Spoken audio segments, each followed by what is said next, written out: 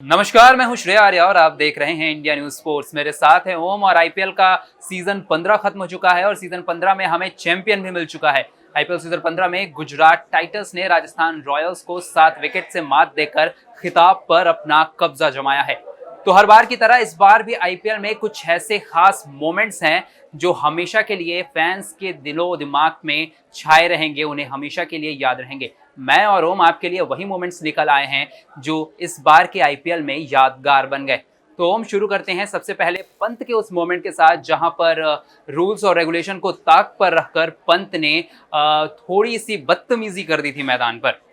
ये काफी हद तक हमें याद रहेगा श्रेय ये वाला मोमेंट, क्योंकि जब हम मैच देख रहे थे काफी एक अनयूजुअल सा मोमेंट था। पंत काफी सीनियर खिलाड़ी, उनसे आप एक्सपेक्ट नहीं करते कि ऐसा मोमेंट आएगा।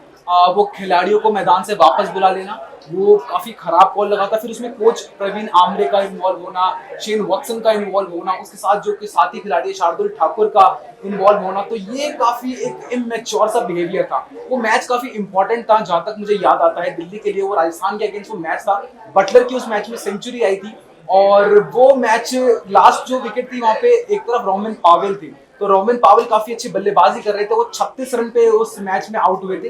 लास्ट ओवर हमें अच्छे से याद आता है, वो नो बॉल थी, ओबेड मोबाइल की वो गेंद थी जो शरीर से ऊपर थी। वो वहां पर अंपायर को कंफ्यूजन हुई, लेकिन इन दी एंड जो डिसीजन होता है वो अंपायर का होता है। तो इस डिसीजन का रिस्पेक्ट ना करते हुए पंत इसके अगेंस्ट गए थे।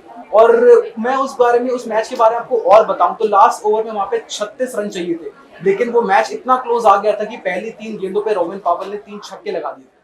बिल्कुल, और किसी को उम्मीद नहीं थी कि रोमन पावेल इस तरह की बल्लेबाजी करेंगे। खुद कप्तान पंत ने भी उन पर इतना भरोसा नहीं दिखाया था, क्योंकि मुझे अच्छे से याद है कि उस मैच में शार्दुल ठाकुर को उनसे ऊपर भेजा गया था बल्लेबाजी ऑर्डर में। कहीं ना कहीं एक गलती उस मैच में पंत से यही हो गई थी कि उन्हें पावेल को नीचे भेजा, और उसके बाद ये जो थोड़ी देर में इन सब ये जो ड्रामा हुआ मैदान पर, उसमें मोमेंटम भी टूट गया, क्योंकि सभी को लग रहा था कि अगर वो मोमेंटम नहीं टूटता तो कहीं ना कहीं दिल्ली वो मैच अपने साथ लेकर जाती। तो चलती है अगले मोमेंट की तरफ, जहां पर हमें मैदान पर विंटेज धोनी एक बार फिर से देखने को मिले। वही धोनी जो प्रेशर को अच्छे से हैंडल करते हैं, प्रेशर को अब्सॉर्ब कर लेते हैं और उसके बाद मैच को जिता कर लाते हैं। तो मुंबई इंडियंस के खिलाफ मैच में धोनी ने समय के पहियों को एक बार फिर से वापस घुमाया और आखिरी के 4 गेंदों में 16 रन ताबड़तोड़ जड़ दिए। अब यहाँ पर हम उस मैच की आपको बात करें तो वो लास्ट ओवर था, वो जयदेव उनादकट का ओवर था। और हमें भली बात ही पता है कि धोनी जयदेव उनादकट के खिलाफ कैसे बल्लेबाजी करते हैं, बिल्कुल खोल देते हैं। और उस मैच में भी कुछ ऐसे ही हुआ, हमें विंटेज धोनी दिखाई दिए। आखिरी के 4 गेंद रहती थी, 4 गेंदों में चाहिए थे कितने रन? 16 रन। तो यहाँ पर पहली गेंद पर धोनी ने मांगा सामने छक्का, अगली गेंद पर चौका, और फिर तीसरी गेंद पर सेकंड लास्ट जो थी उस पे 2 रन लेके लास्ट बॉल पे फुल टॉस गेंद थी वो उस पे चौका लगा दिया। तो ये काफी एक ऐतिहासिक जीत थी चेन्नई के लिए, क्योंकि काफी खराब सीजन रहा था वो चेन्नई के लिए। और वहां पे महेंद्र सिंह धोनी का बल्ला चला, एक्सपोज हुए धोनी और ताबड़तोड़ बल्लेबाजी कर अपनी टीम को जीत दिलाया और इतिहास के पन्नों में एक बार फिर अपना नाम अर्जित कर लिया। बिल्कुल बिल्कुल, जिस तरह से विंटेज धोनी एक बार फिर से मुंबई इंडियंस के खिलाफ एल क्लासिको में दिखे थे, वो अपने आप में बहुत ज्यादा क्लासिकल था। तो अगले मोमेंट की तरफ बढ़ते हैं ओम, और अगला मोमेंट जो है हमारा वो 210 रनों की पार्टनरशिप। पहले ही विकेट के लिए केएल राहुल, और उसके बाद डिकॉक की तरफ से डिकॉक की 140 रन की पारी, और उसके साथ ही केएल राहुल की अर्धशतकीय पारी जो उन्होंने साथ निभाया। किसी ने नहीं सोचा था कि उस करो या मरो मैच में, कि यार उस समय करो या मरो के हालात में थी, वो मैच उनके लिए करो या मरो का था। और केएल राहुल की टीम ने डिकॉक के साथ, लखनऊ सुपर जायंट्स की टीम ने डिकॉक और केएल राहुल ने मिलकर जो स्कोर दे दिया 211 का टारगेट, उसके बाद वो मैच काफी मुश्किल हो गया था केकेआर के लिए। यहाँ पर डिकॉक ने 140 रन की बहुत ही शानदार पारी खेली थी, काफी डोमिनेटिंग पारी गई थी, हर तरफ मैदान के शॉट्स लगे थे। जिस छवि से वो आते हैं बल्लेबाजी करने, उसी छवि से बल्लेबाजी की थी। अब कोई भी बॉलर नहीं बख्शा था, केवल एक मोहसिन खान ने काफी अच्छी गेंदबाजी की थी। कोई भी बॉलर उन्होंने बख्शा नहीं था, सारे तरफ मैदान के शॉट्स मारते, चौके छक्के की लगातार बरसात सी हो गई थी उस मैच में। जहां तक हमें याद आता है वहां पे सपोर्टिंग रोल कप्तान केएल राहुल का रहा था। वो मैच इतना क्लोज आ गया था कि 210 के जैसे बड़ा लक्ष्य सामने होने के बावजूद वहां पे लखनऊ मैच मात्र 2 रन से जीती थी। बिल्कुल बिल्कुल, लखनऊ मैच मात्र 2 रनों से जीती थी, और लखनऊ की ये हालत इसलिए भी हो गई थी क्योंकि रिंकू सिंह ने काफी जबरदस्त पारी खेली थी, और रिंकू सिंह की पारी को खत्म करने के लिए एवन लुइस ने धमाकेदार कैच किया था। और यही है हमारा अगला मोमेंट, जो एवन लुइस ने एक हाथ से पूरे ग्राउंड को कवर करते हुए कैच पकड़ा था रिंकू सिंह का। रिंकू सिंह ने उसमें 14 गेंदों में 40 रन बना दिया था और एक बार ऐसा लगने लगा था कि रिंकू सिंह ये मैच केकेआर के लिए निकाल कर ले जाएंगे, लेकिन बीच में एवन लुइस का वो कैच आया और उसके बाद लखनऊ सुपर जायंट्स ने इस मैच में बाजी मार ली। बिल्कुल। और हम अगले मूवमेंट की यहाँ पर हम बात करें तो वो राहुल तेवतिया की वो शानदार पारी पंजाब के खिलाफ। ओडियन स्मिथ को जो 2 छक्के लगाए थे आखिरी के 2 गेंदों पे 12 रन चाहिए थे। ऐसा अक्सर होता नहीं है कि आप 2 गेंदों पे आपको 12 रन चाहिए और बल्लेबाजी करने वाली टीम जीत जाए। यहाँ कॉन्फिडेंस भी गेंदबाजी करने वाली टीम के पास ज्यादा रहता है। ऐसा इतिहास में केवल दूसरी बार हुआ था कि लास्ट 2 बॉल पे आपको 12 रन चाहिए और एक बल्लेबाजी करने वाली टीम जीत जाए। ऐसा हमने पहले देखा था। इतिहास सबसे बड़े फिनिशर महेंद्र सिंह धोनी के बल्ले से अक्षर पटेल थे वो सामने, और पुणे के लिए खेलते थे उस टाइम पे 2017 में धोनी, और पंजाब के लिए खेलते थे अक्षर पटेल। 2 गेंद पे 12 रन मार दिए थे और यहाँ पे हिस्ट्री रिपीट हुई। अब पंजाब ही थी वो सेम टीम और ओडियन स्मिथ के हाथ में वो गेंद थी। पहले गेंद पे भले ही विकेट चटका लिया था यहाँ पे ओडियन स्मिथ ने, लेकिन जो रिजल्ट था वो किसी को भी समझ नहीं आया। राहुल तेवतिया का बल्ला चला, आखिरी के 2 बॉल 12 रन। तो बिल्कुल यहाँ पर राहुल तेवतिया का बल्ला चला और उसके बाद अब उस खिलाड़ी के मूवमेंट की तरफ चलते हैं जिसकी बात इस आईपीएल में सबसे ज्यादा हुई है। वो खिलाड़ी का नाम है उमरान मलिक। बतौर अनकैप्ड भारतीय खिलाड़ी जम्मू कश्मीर से आते उमरान मलिक और उन्होंने 157 किलोमीटर प्रति घंटे की रफ्तार से दिल्ली कैपिटल्स के खिलाफ गेंदबाजी कर दी थी। और एक ऐसे खिलाड़ी, अनकैप्ड खिलाड़ी जिनकी Mohammed Shami, Trent Boult, Lockie Ferguson, इन सब से भी ज्यादा चर्चा हुई है। कगिसो रबाडा उनके सामने चर्चा के मामले में कुछ नहीं थे। तो जिस तरह से उमरान मलिक ने इस सीजन में गेंदबाजी की है उसने सभी को प्रभावित किया है। बिल्कुल। उमरान मलिक एक ऐसा नाम जिनको हम आईपीएल के पिछले सीजन से जानते थे। हम जानते थे कि ये खिलाड़ी तेज फेंक सकता है, बहुत तेज फेंक सकता है, लेकिन हमने ये नहीं सोचा था कि 155, 56, 57 फेंकेगा। जब आपके पास आईपीएल में सबसे बड़े पेसर्स हैं, आप उनके बीच में आप स्टैंड आउट करेंगे, स्टैंड आउट भी उनसे आगे निकलेंगे।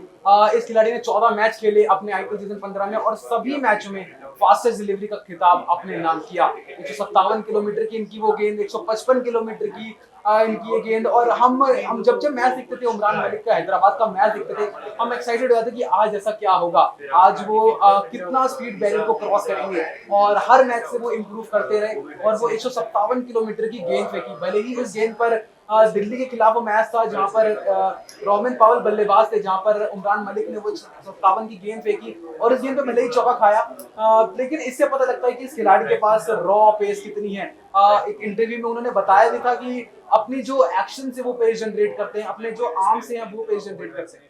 बिल्कुल आर्म से पेस जनरेट करते हैं, लेकिन अपनी कलाइयों से एक अगला गेंदबाज है जो स्पिन काफी जनरेट करता है, स्पिन पे अपने बल्लेबाजों को घुमाता है और उसका नाम है युजवेंद्र चहल। युजवेंद्र चहल ने इस बार 28 विकेट के साथ पर्पल कैप पर भी कब्जा किया हुआ है और एक मैच के दौरान उन्होंने आईपीएल में इस बार 40 रन देकर 5 विकेट झटकाए थे। और बतौर स्पिनर 4 ओवर के स्पेल में 5 विकेट निकालना अपने आप में बहुत बड़ी बात है। और किस्से यही खत्म नहीं होते क्योंकि इस 5 विकेट में एक हैट्रिक भी शामिल थी जो युजवेंद्र चहल ने अपने नाम की थी। अब तो ओम सबसे एक आंकड़ा और है यहाँ पे जो चहल के साथ जाता है कि चहल अब तक के आईपीएल इतिहास में वो तीसरे खिलाड़ी हैं, तीसरे स्पिन गेंदबाज हैं जिन्होंने पर्पल कैप लिया है। बिल्कुल। इससे पहले हमें याद आता है कि जब आप पर्पल कैप की अगर आप लिस्ट देखेंगे आप हर साल की, वहाँ पे आप स्पिनर्स को टॉप होता हुआ नहीं देखेंगे। आप हर साल देखेंगे कि आप यहाँ पे मॉर्ने मॉर्कल को आप ऊपर देखेंगे, आप एक लसित मलिंगा को, आप ड्वेन ब्रावो को ऊपर देखेंगे, आप बुमराह को ऊपर देखेंगे, लेकिन आपको ऐसा कोई सीजन याद नहीं रहता जहाँ पे स्पिन डोमिनेटिंग सीजन हो। यहाँ पर युजवेंद्र चहल ने अपनी लास्ट सीन जो इनको इस गेंदबाज को अलग कैसे बनाती है बाकी गेंदबाजों से, क्योंकि ये एक चिन्ह स्वामी के मैदान से आए हैं। क्योंकि चिन्ह स्वामी ऐसा मैदान है जिनको हम सब जानते हैं बॉलर्स के लिए नर्क माना जाता है। छोटा मैदान है, बड़े बड़े छक्के लगते हैं। जब आप उस मैदान से आप गेंदबाजी करते हुए तो आप एक निडर गेंदबाज बनते हैं। आपको आता है विकेट चटकाना, भले ही आप रन दे, लेकिन आपको पता है कि सामने वाले बल्लेबाज को आउट कैसे करना है। तो इस गेंदबाजी की वजह से जो युजवेंद्र चहल है वो इस साल पर्पल कैप का टॉप करते रहे और सबसे अच्छी गेंदबाजी करी। और जो उनके दूसरे एंड पे अश्विन थे, उनका भी काफी साथ मिला।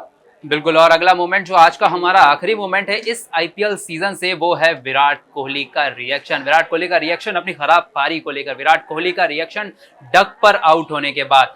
Run machine Kohli duck machine Kohli बन गए थे इस आईपीएल सीजन में और उनके साथ ऐसा 3 बार हुआ था जब विराट कोहली इस सीजन में आउट हो गए। और इस सीजन में विराट कोहली का बल्ला चला ही नहीं है। सिर्फ मात्र 2 अर्धशतक लगाए हैं विराट कोहली ने, दोनों ही गुजरात टाइटंस के खिलाफ लगाए हैं। और जिस ओहदे के खिलाड़ी हैं विराट कोहली, आप उनसे इससे ज्यादा ही एक्सपेक्ट करते हैं। विराट कोहली के 3 यहाँ पर डक देखने को मिले। किसी को उम्मीद नहीं थी कि इतना खराब फॉर्म रहेगा विराट कोहली का इस आईपीएल में। भले ही कुछ साल से फॉर्म में से स्ट्रगल कर रहे थे, 19-20 चल रहा था, लेकिन रन फिर भी बन रहे थे। आप 30, 40, 50 रन विराट कोहली बना रहे थे। लेकिन ये आईपीएल जो विराट कोहली का रहा काफी खराब रहा। 3 डक उन्होंने स्कोर करे, उससे 2 हैदराबाद के अगेंस्ट थे और 1 था लखनऊ सुपर जायंट्स के अगेंस्ट। जो पहला डक था उनका था दुष्मंता चमीरा की गेंद पर आया था, वो कट मारना चाह रहे थे, स्क्वायर कट पे वहां पर आउट हुए। और फिर अगला डक मार्को यैनसन की वो गेंद, फिर तीसरा डक वो प्लान्ड विकेट थी काफी हद तक। जो तीसरा डक था विराट कोहली का, पहले ही ओवर में बल्लेबाजी करने आया, स्ट्राइक ली वहां पर विराट कोहली ने, फाफ डुप्लेसिस को नॉन स्ट्राइकर पे खड़ा किया और स्ट्राइक ली। पहली गेंद सुचित थे बॉलर, फ्लिक करके बिल्कुल केन विलियमसन के हाथों में कैच समा गए।